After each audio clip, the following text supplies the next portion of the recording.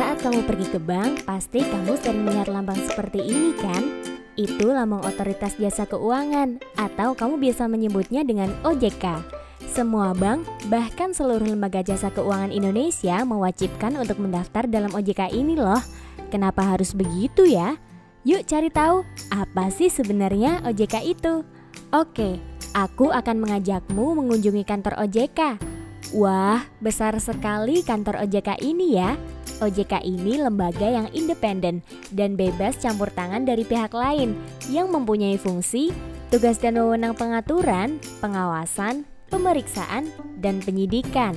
Sebelum ada OJK ini, dulu peran pengaturan dan pengawasan lembaga keuangan itu dilakukan oleh sebuah lembaga bernama Bapepam LK.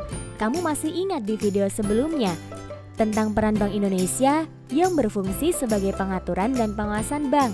Tetapi semenjak dibentuknya OJK, peran Bapepam LK dan Bank Indonesia tersebut diambil alih oleh OJK. Tentu dengan pembentukan OJK ini diharapkan agar dapat mewujudkan terselenggaranya seluruh kegiatan di dalam sektor jasa keuangan secara teratur, adil, transparan, dan akuntabel. Dapat mewujudkan sistem keuangan yang tumbuh secara berkelanjutan dan stabil, dan dapat melindungi kepentingan konsumen dan masyarakat pengguna jasa keuangan. Kamu lihat, di OJK ini mereka melakukan pengaturan dan pengawasan terhadap kegiatan jasa keuangan di sektor perbankan, sektor pasar modal, dan sektor industri keuangan non-bank. Itu tugas dari OJK. Ada berbagai lembaga yang dinaungi oleh OJK. Ada bank, pasar modal, dana pensiun, asuransi dan multifinance, dan lembaga keuangan lainnya. Ada 5 masalah pokok yang sering ditangani oleh OJK. Yang pertama, informasi yang asimetris, perlakuan yang tidak adil, dan ketiga, kualitas pelayanan yang tidak memadai.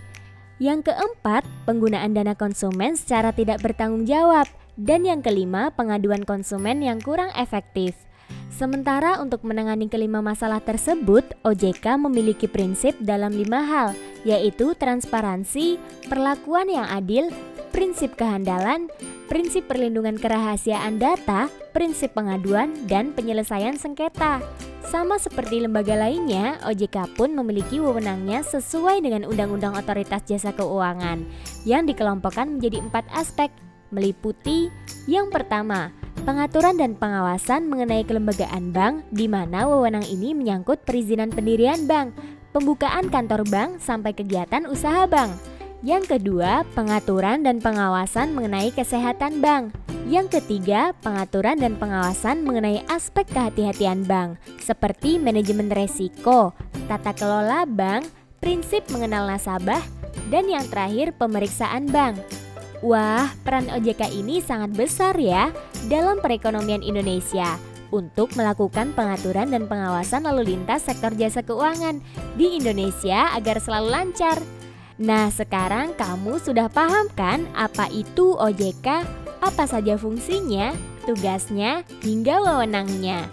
Semoga bermanfaat ya. Sampai jumpa di pembelajaran asyik lainnya.